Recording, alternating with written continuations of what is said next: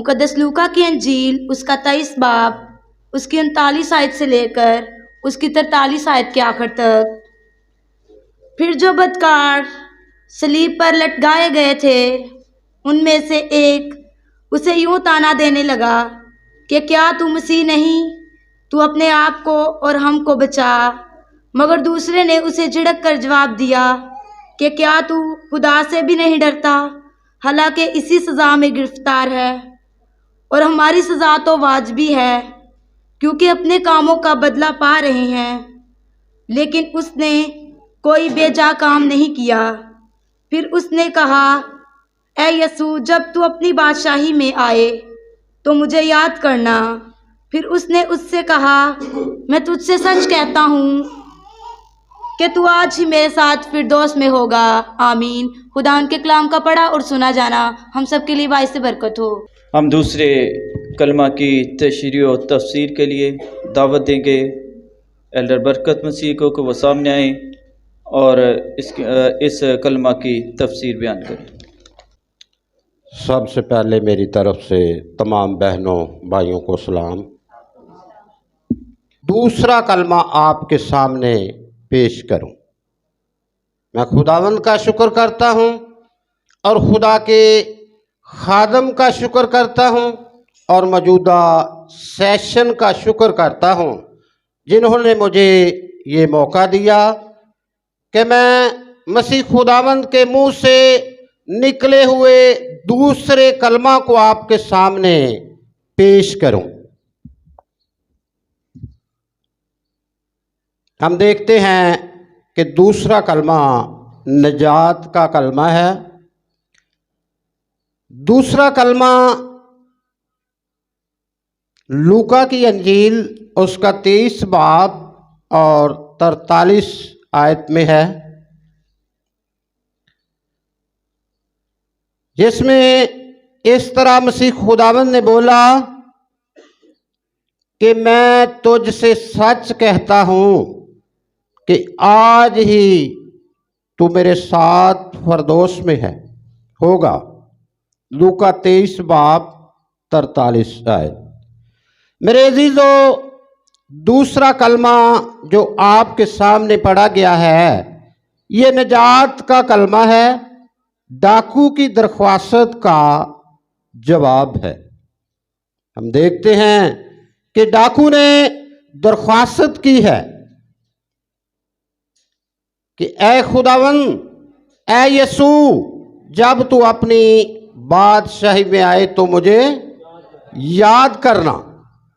اور مسیح خداوند اس کو بہت زیادہ لمبا ٹائم نہیں دیتے کہ ٹھیک ہے، بلکہ کہتے ہیں کہ تو آج ہی میرے ساتھ فردوس میں ہوگا۔ عزیزو، نجات ڈاکو نے اسی وقت پالی جب مسیح خداوند پر اس نے ایمان رکھا، جب مسیح خداوند کو اس نے یاد کیا، اپنی درخواست مسیح خداوند کے سامنے پیش کی۔ ہم اس سے پیشتر دیکھتے ہیں کہ ڈاکوؤں کے کام کیا ہوتے ہیں۔ ڈاکو ڈاکے ڈالتے ہیں، برے کام کرتے ہیں، چوریاں کرتے ہیں اور بہت سے گنونے کام کرتے ہیں جو لوگوں کو پسند نہیں ہوتے۔ لیکن ہم دیکھتے ہیں کہ ڈاکو جو ہے وہ مسیح خداوند سے درخواست کرتا ہے، اور ہم دیکھتے ہیں کہ میرے عزیزو، یہ دوسرا کلمہ جو آپ کے سامنے پڑھا گیا ہے یہ نجات کا کلمہ ہے، ڈاکو کی درخواست کا جواب ہے۔ خداوند یسوع کا خطا کاروں کے ساتھ مصلوب ہونا اتفاقی امر نہ تھا، بلکہ یہ خدا کے مقررہ انتظام کے مطابق تھا۔ ہم دیکھتے ہیں کہ جو کچھ پہلے سے اس کی مسلط سے ٹھہر گیا تھا وہی عمل میں لائیں۔ اگر ہم اعمال 4 باب اس کی 28 آیت کو پڑھیں تو وہاں پر لکھا ہوا ہے، پس حاکم وقت کا یہ فرمان کہ مسیح خداوند کو 2 ڈاکوؤں کے درمیان मसलूब किया जाए। और हम देखते हैं कि उसी तरह जो कुछ पहले से मसीह खुदावंद की पेशन गोइयों में लिखा गया था, जो कुछ पहले से नबियों ने उसकी बाबत पेशन गोइयां की थी, वही आज पूरा हो रहा है। क्योंकि हम यशाया की तरफ देखें तो यशाया नबी भी मसीह खुदावंद के बारे में 700 साल पहले ये पेशन गोई करता है कि वो बदकारों के साथ शुमार होगा। अजीजों, हम देखते हैं कि ये सब कुछ खुदा का इंतज़ाम था। हालांकि वो खुदा का बेटा था, उसमें ऐसी कोई वजह नहीं पाई जाती थी जिसकी वजह से मसीह खुदावंद सलीब पर दिए जाते। देखते हैं कि मसीह खुदावंद 2 डाकुओं के दरमियान मसलूब हो रहे हैं। फरमूदा जो है ये बाइबल मुकद्दस के मुताबिक है कि खताकारों के साथ शुमार किया गया। यशाया 53 बाब 12 आयत पर हम गौर करते हैं कि सचमुच मसीह खुदावंद 2 डाकुओं के दरमियान, 2 खताकारों के दरमियान मसलूब किया गया। मसला ये है कि खुदा ने क्यों अपने बेटे को खताकारों के साथ शुमार किया? क्या इसका खताकारों के साथ मसलूब होना ज़रूरी था? क्योंकि वो तमाम बनीनो इंसान के गुनाहों खताओं की खातिर अपनी जान सलीब पे दे रहे हैं। मेरे और आपके बल्कि पूरी दुनिया के गुनाहों की खातिर मेरा खुदावंद आज सलीब पर लटका हुआ है। उसके हाथों और पाँव में कील ठूके हुए हैं, उसकी पसली में नेज़ा लगाया गया है। लेकिन ये सब कुछ किस लिए है? कि मेरी और तमाम दुनिया के खताओं के सबब से हो रहा है, ताकि उसके खून बहाने से मैं और आप बल्कि पूरी दुनिया जो है वो नजात पाए, वो हमेशा की जिंदगी पाए। अजीजों, हम भी अपनी जिंदगी पर गौर करें कि क्या हमने कभी उसके दुखों को याद किया है? कभी उसके बहाए हुए लहू की कदर की है? अजीजों, हम सबको ये चाहिए कि हम उसके लहू की कदर करें, क्योंकि गुनाह से उसकी ज़िंदगी जो थी वो गुनाह से पाक थी। वो हमारे गुनाहों की खातिर सलीब दिया गया। तो हम देखते हैं कि 2 डाकू सलीब पर हैं, एक दाएं दूसरा बाएं। दाएं डाकू का इकरार करना कि हमने वाकई गुनाह किए हैं, हमारी सजा जो है ये वाजिब है। लेकिन इसने कोई भी ऐसा काम नहीं किया जिसकी वजह से ये सलीब दिया जाता। इसी तरह जब वो खुदावंद पर ईमान रखता है तो फौरन दरख्वास्त करता है कि ए यसू, जब तू अपनी बादशाहत में आए तो मुझे याद करना। और खुदावंद ने क्या किया? क्या कहा कि मैं तुझसे सच कहता हूं कि तू आज ही मेरे साथ फरदोस में होगा। अजीजों, हम सबको भी ये चाहिए कि हम सब अपनी जिंदगी उस डाकू की तरह, जिसने बेशक बुरे काम किए थे, खताएं की थी, गुनाह किए थे, डाके डाले थे, लेकिन जब उसने मसीह खुदावंद पर ईमान लाया वो, और उसने फौरन इकरार किया कि हम गुनाहगार हैं, हम खताकार हैं, हम बदकार हैं, हमारी सजा जो है ये वाजिबी है। लेकिन इस हस्ती ने, इस बेमासूम ने कोई ऐसा गुनाह, कोई ऐसी खता नहीं की जिसकी वजह से ये सलीब दिया जाता। लेकिन अजीजों देखते हैं कि आज वो हस्ती जिसने कोई खता नहीं की, कोई गुनाह नहीं किया, वो सलीब पर लटकी हुई है। उसके हाथों और में कील, पाँव में कील ठोंके हुए हैं। और अपने हम सबको ये चाहिए कि अपने गुनाहों से इकरार करना है। अगर हम अपने गुनाहों का इकरार करेंगे तो वो हमारे गुनाहों से पाक करने और हमें सारी नाराज़गी से पाक करने में सच्चा और आदल है। पहला यूहन्ना पहला बाब। अजीजों, हम एक और शख्स की तरफ देखते हैं, मुशर्रफ बेटे की तरफ। लूका 15 बाब 11 आयत के आखिर तक जब हम पढ़ते हैं तो हम देखते हैं कि किसी शख्स के 2 बेटे हैं, जिनमें से छोटा जो है वो बाप की फर्मा बरदारी नहीं करता, बड़ा जो है वो बाप की फर्मा बरदारी करता है।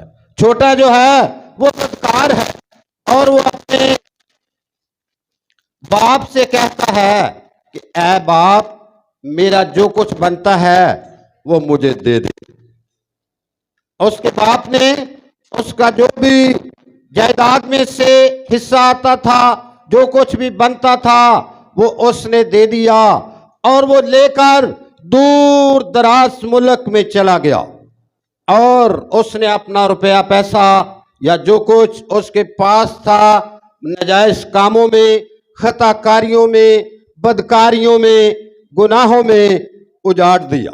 और जब भूखा मरने लगा तो फिर उसको ये सोच आती है।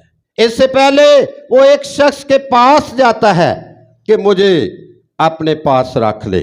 उसने कहा कि जा मेरे सूर चरा, और तुझे ये आरजू है कि जो सूर खाएंगे तू उससे अपना उसने निकाले तो उसके दिल में कि मैं यहाँ पर भूखा मर रहा, मेरे बाप के घर में बहुत से नौकर चाकर हैं जो अफराद से रोटी खाते हैं और मैं यहाँ पर भूखा मर रहा हूं। मैं क्यों ना जाकर अपने बाप से अपने गुनाहों की माफी मांग लूं।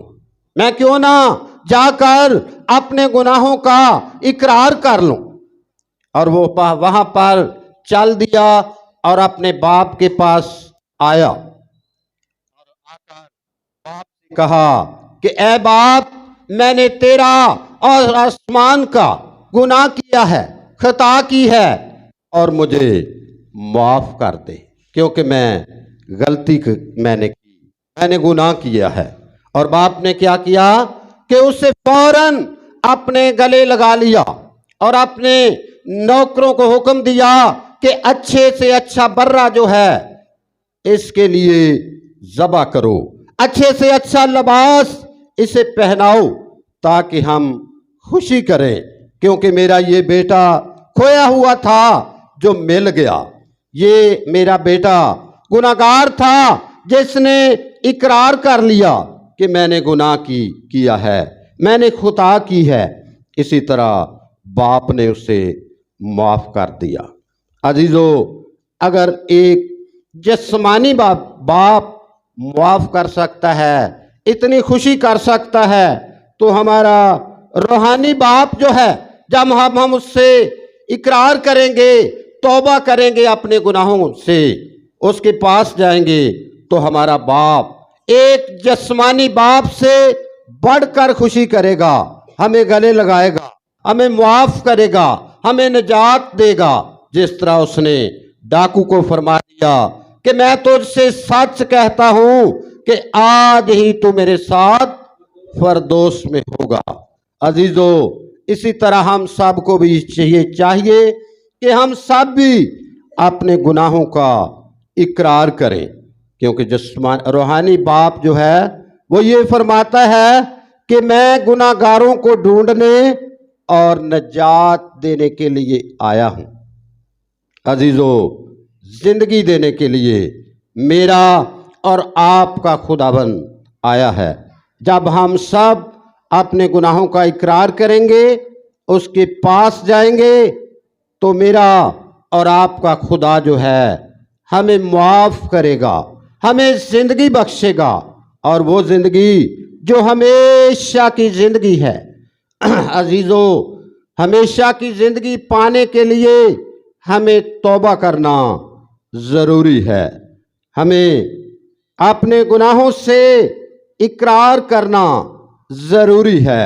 جس طرح ڈاکو نے اقرار کر لیا، اپنے گناہوں کو ترک کر دیا اور خداوند کے سامنے اقرار کیا کہ ہم گناہگار ہیں، خطا کار ہیں، اور خداوند نے اس کو معاف کر دیا اور ہمیشہ کی زندگی بخش دی۔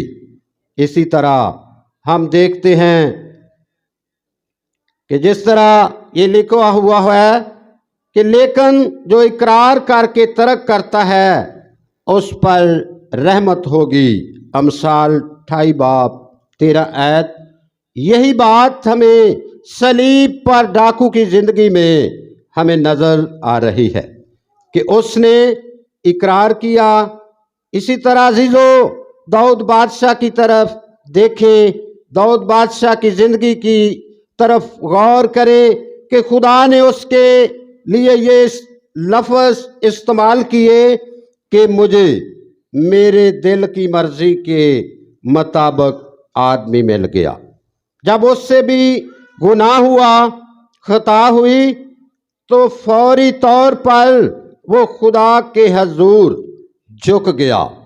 اگر یہ ہم حوالہ دیکھیں تو 2 سموئیل اور اس کے 11 اور 12 آیت میں اس کی مثال ہم پڑھ سکتے ہیں کہ اس نے ایک بہت بڑا گناہ کیا خدا کا بندہ ہوتے ہوئے۔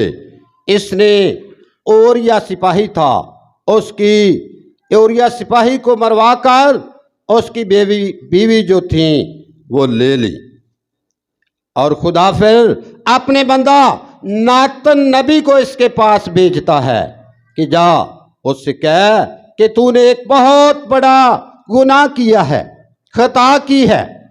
جب ناتن نبی اس کے پاس جاتا ہے اور اسے ایک مثال دیتا ہے کہ اے بادشاہ سلامت، ایک آدمی جو تھا اس کی بہت سی ریوڑ تھیں، بہت سی بھیڑیں تھیں، لیکن ایک شخص کے پاس ایک ہی بھیڑ تھی۔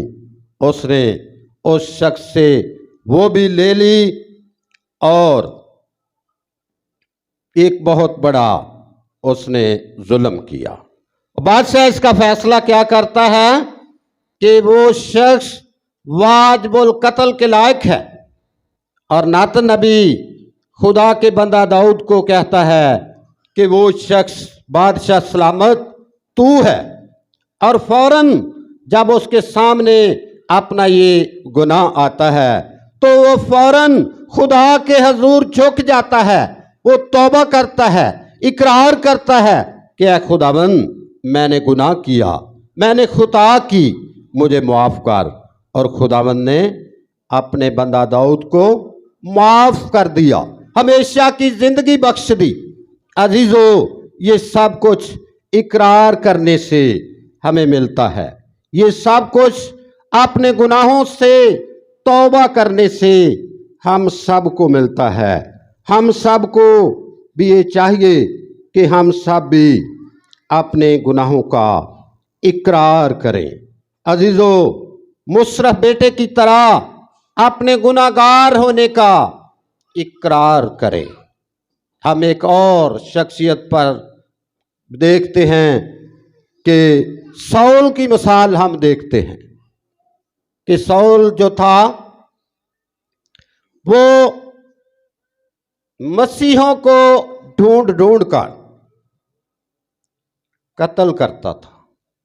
جہاں کہیں مسیح خداوند کا نام سنتا تھا کہ وہ لوگ یسوع کا نام لیتے ہیں، ان لوگوں کو قتل کرتا تھا، ان لوگوں کو باندھ باندھ کر گھسیٹ گھسیٹ کر مارتا تھا۔ اعمال 9 باب میں ہم دیکھتے ہیں کہ اب یہ شخص جو ہے یہ سردار کائنات سے پیمانے لے کر یہ دمشق کی طرف جا رہا ہے کہ وہاں پر لوگ مسیح خداوند کا نام لیتے ہیں، وہاں پر لوگ یسوع کی عبادت کرتے ہیں، اور یہ وہاں پر جا رہا ہے۔ کچھ ساتھی جو ہیں اس کے ساتھ ہیں، اور مسیح خداوند کا نور اس پر چمکا اور یہ منہ کے بل گر پڑا، اور اسے آواز آئی کہ اے ساؤل تو مجھے کیوں ستاتا ہے؟ اور یہ پوچھتا ہے کہ اے خداوند تو کون ہے؟ خداوند نے کہا کہ میں یسوع ہوں جسے تو ستاتا ہے، لیکن اٹھ جا کر جو کچھ تجھے کرنا ہے وہ تجھے بتایا جائے گا، وہ کر۔ اور ہم دیکھتے ہیں کہ جب ساؤل اٹھ کر آگے چلنے لگا تو اس کی آنکھیں جو تھیں وہ اندھی تھی، کچھ دکھائی نہ دیا۔ کیوں؟ یسوع المسیح کے نور کی جھلک جو تھی اس پر پڑی ہوئی تھی۔ اس کے ساتھی جو تھے وہ اس کا ہاتھ پکڑ کر اسے پیچھے لے گئے۔ پھر خداوند اپنے بندہ حنانیہ کو اس کی طرف بھیجتا ہے، اور رویا میں اپنے بندہ حنانیہ کو کہتا ہے کہ اے حنانیہ، اور حنانیہ خداوند سے کہتا ہے کہ خداوند میں حاضر ہوں۔ اور خداوند کہتا ہے کہ سیدا کے علاقہ میں جا اور وہاں پر ساؤل نام ترسیسی کا پوچھ لے، اور اس کے سر پر ہاتھ رکھ کر دعا کر تاکہ وہ بینا ہو جائے۔ اور جب خداوند کے بندہ حنانیہ نے وہاں جا کر اس پر دعا کی اور فوراً اس کی آنکھیں کھل گئیں، اس کی آنکھوں سے چھلکے گر پڑے۔ عزیزو، ہم دیکھتے ہیں کہ وہ چھلکے کیا تھے؟ وہ گناہوں خطاؤں کے چھلکے تھے، وہ بدکاریوں کے چھلکے تھے۔ جب خدا کے بندہ نے اس کے سر پر ہاتھ رکھ کر دعا کی تو وہ سب زمین پر گر پڑے اور اس کی آنکھیں کھل گئیں، اور اس نے فوراً یسوع المسیح کو قبول کر لیا، توبہ کی، اپنے گناہوں کا اقرار کیا اور خدا کے ساتھ چلنے لگا۔ عزیزو، ہم سب کو بھی یہ ضرورت ہے کہ ہم سب بھی اپنے زندہ خدا کو مانیں، اپنے زندہ خدا کی عبادت اور پرستش کریں، ڈاکو کی طرح اقرار کریں کہ ہم گناہگار ہیں، خطا کار ہیں۔ ہم دیکھتے ہیں کہ یہ ڈاکو جو دائیں طرف تھا وہ دوسرے ڈاکو کو جو تانا زنی کرتا ہے اس کو جھڑکتا ہے کہ کیا تو خدا سے بھی نہیں ڈرتا؟ وہ ڈاکو یہ کہتا ہے کہ اگر تو مسیح ہے تو اپنے آپ کو بھی بچا اور ہم کو بھی بچا۔ لیکن یہ ڈاکو سے جھڑکتا ہے اور یہ اس سے کہتا ہے کہ ہم گناہگار ہیں، خطا کار ہیں، بدکار ہیں، ہماری سزا جو ہے یہ واجب ہے۔ لیکن یہ اس معصوم ہستی نے کوئی ایسا گناہ نہیں کیا جس کی وجہ سے یہ صلیب دیا جاتا۔ عزیزو، ہم سب کو بھی یہ ضرورت ہے کہ ڈاکو کی طرح گناہوں کا اقرار کریں تاکہ نجات اور ہمیشہ کی زندگی پائیں۔ اسرا بیٹے کی طرح اپنے گناہوں کا اقرار کریں، نجات اور ہمیشہ کی زندگی پائیں۔ داؤد بادشاہ کی طرح خداوند کے حضور جھک جائیں، توبہ کریں، نجات اور ہمیشہ کی زندگی پائیں۔ سو خداوند آج کے کلام کے وسیلہ سے ہم سب کو بڑی برکت بخشے، آمین۔